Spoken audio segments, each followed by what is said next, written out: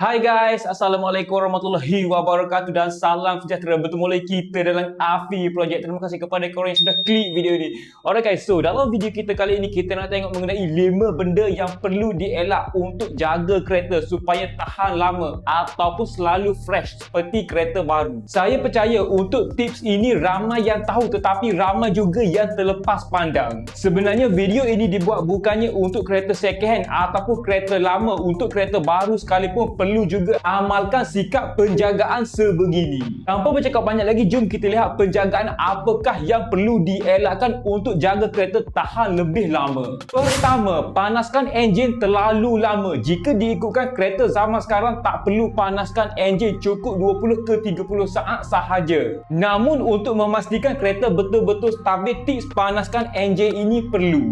Tetapi janganlah pula sampai setengah jam ataupun 30 minit korang panaskan enjin, itu dah dikira membazir petrol. Dekat sini saya senaraikan 3 faktor kenapa perlu panaskan enjin ini walaupun tak lama. Pertama, minyak pelincir sampai ke bahagian semua dalam enjin. Bila mana enjin sejuk, minyak pelincir dalam keadaan pekat. Jika kita terus tekan sahaja, kereta bahagian dalam logam belum dilapisi dengan minyak pelincir sepenuhnya, menjadikan setiap bahagian logam dalam enjin haus lebih cepat. Kedua, thermal expansion ataupun logam mengembang. Makna kata banyak komponen dalam enjin diperbuat daripada besi campuran. Ia memerlukan suhu enjin yang betul untuk setara. Jika terus tekan, mungkin risiko untuk bocor gasket agak tinggi. Sebab itulah kalau kita lihat setengah orang pakai kereta 8 tahun dah pakai kereta tak ada leaking sekalipun. Setengah orang pakai kereta 5 tahun baru pakai kereta dah ada leaking. Dan ketiga adalah kenapa perlu panaskan enjin walaupun tak lama. Ia adalah untuk dapatkan performa kereta sebenar lebih stabil serta lebih jimat minyak. Maksudnya adalah kereta boleh bagi kuasa sebenar tanpa ada tekanan. Kedua, jangan selalu tangki minyak dalam keadaan kosong ataupun selalu menyala E. Saya percaya jika kita selalu mengamalkan sikap tangki minyak selalu kosong ini ataupun dalam keadaan E,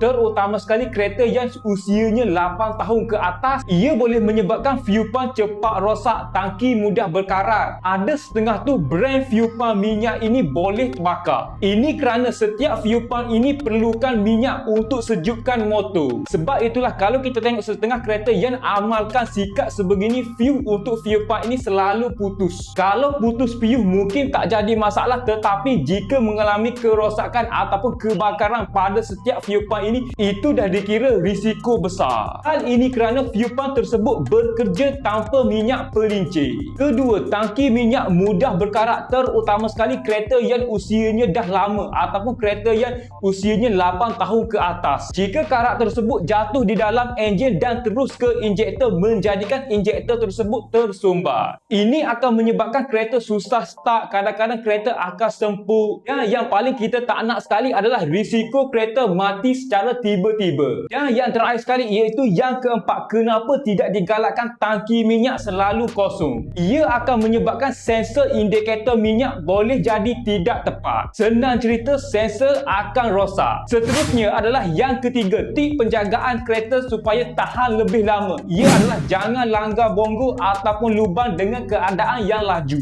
Untuk tips ini mungkin golongan yang baru dapat kereta, terutama sekali kereta baru, mungkin mereka tak kisah. Jadinya apa risiko yang menyebabkan kekurangan jangka hayat kereta tersebut tidak tahan lama. Antara komponen yang penting jika kita amalkan sikap sebegini adalah absorber akan mudah bocor. Banyak bahagian skru dalam bodi akan mudah longgar. Kedua, elemen boleh lari menyebabkan tayar makan tidak sekata.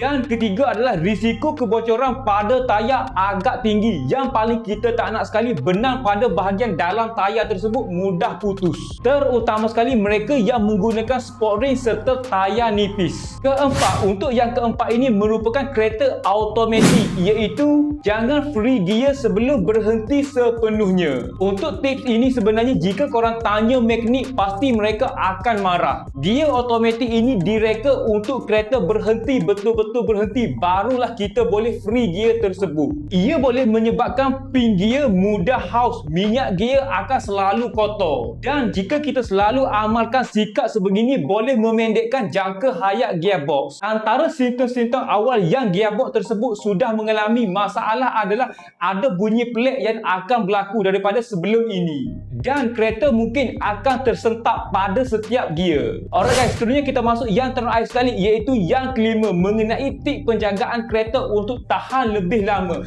Ia adalah jangan bawa muatan yang lebih. Jika kita perhati kereta-kereta hari ini, ramai yang buat sebegini, terutama sekali mereka-mereka yang gunakan kereta sebagai pekerjaan. Contohnya seperti pemandu e-hailing, Grab ataupun penghantar barang. Bagi mereka ini merupakan perkara biasa, tetapi risiko untuk kerosakan pada absorber, bearing tayar, clutch plate, tayar, semua ini akan menjadi tidak tahan lama. Makna kata kena kerap tukar, tetapi ini tidak jadi masalah sebab kita menggunakannya untuk tujuan pekerjaan ataupun tujuan untuk dapatkan duit. Namun yang sengaja simpan barang dalam kereta, terutama sekali yang berat-berat, mungkin ini tak patut berlaku.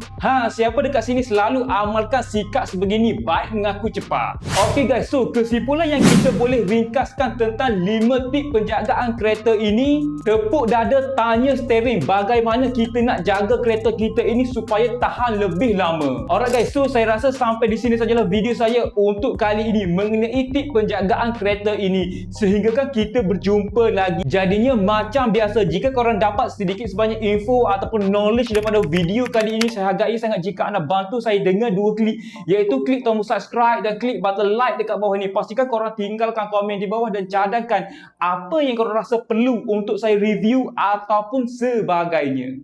Terima kasih.